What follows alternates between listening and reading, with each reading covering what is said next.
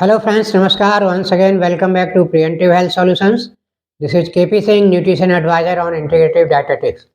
दोस्तों आइए आज हम देखेंगे लीची खाने के हमें क्या फ़ायदे मिलते हैं। तो दोस्तों जैसा कि हम जानते हैं लीची एक सीजनल फ्रूट है और ये गर्मियों के सीजन में मार्केट में देखने को मिलता है और देखा जाए तो इसका नेटिव प्लेस चाइना है और इसका दूसरा नाम है लीची चाइनेसिस। तो दोस्तों लीची के अगर हेल्थ बेनिफिट्स की बात करें तो ये हमें बहुत सारे हेल्थ बेनिफिट्स दे सकती है अगर हम इसे खा रहे हैं तो। और इसमें न्यूट्रिएंट्स की बात करें तो इसके प्रमुख न्यूट्रिएंट्स हैं, इसमें प्रचुर मात्रा में विटामिन सी पाया जाता है। विटामिन सी इतनी मात्रा में पाया जाता है कि हमारा पर डे का जो विटामिन सी का रिकमेंडेड डोज है या जितना हमें विटामिन सी डेली लेना चाहिए 80 to 90 मिलीग्राम, उतना विटामिन सी अगर 100 ग्राम लीची आप खाएंगे तो मिल जाता है।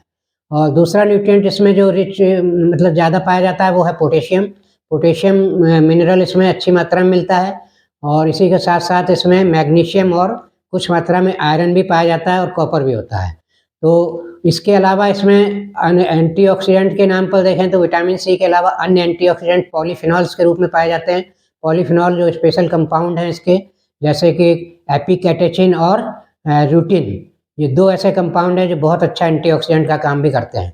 तो इस तरह से दोस्तों अगर हेल्थ बेनिफिट्स गिनाएं लीची के तो सबसे पहला हेल्थ बेनिफिट इसका हमें मिलता है कि ये हमें यूरिक एसिड में बहुत फ़ायदा करती है।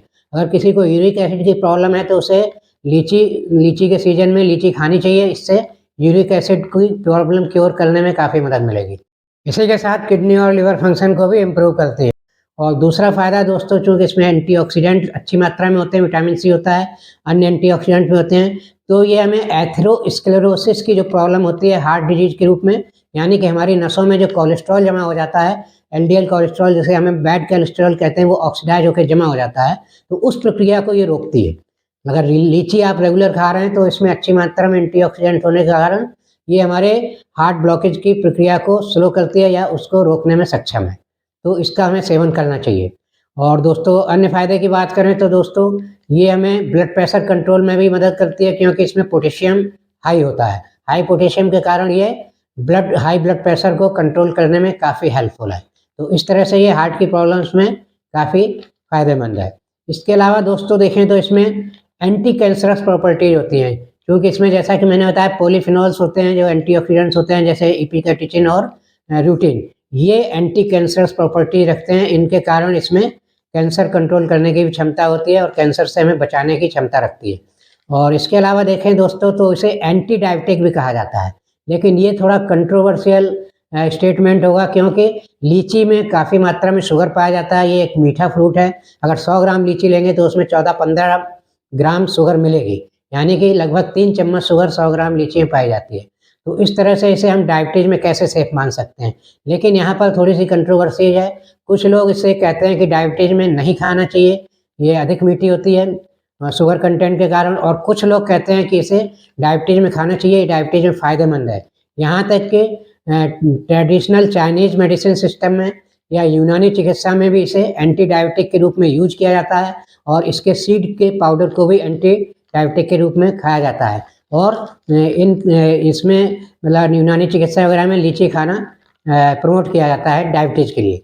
तो दोस्तों इस दुविधा को कैसे निपटा जाए कि डायबिटीज़ में खाना चाहिए हमें कि नहीं खाना चाहिए, तो इसके आधार पर अगर देखें तो इसमें कुछ डॉक्टर्स, यहाँ तक कि मैंने देखा, आपने यूट्यूब पर भी सुना होगा, इवन कुछ क्वालिफाइड डॉक्टर इसको मना करते हैं खाने से और कुछ क्वालिफाइड डॉक्टर इसको सपोर्ट भी करते हैं कि इसको खाना चाहिए डायबिटीज़ में।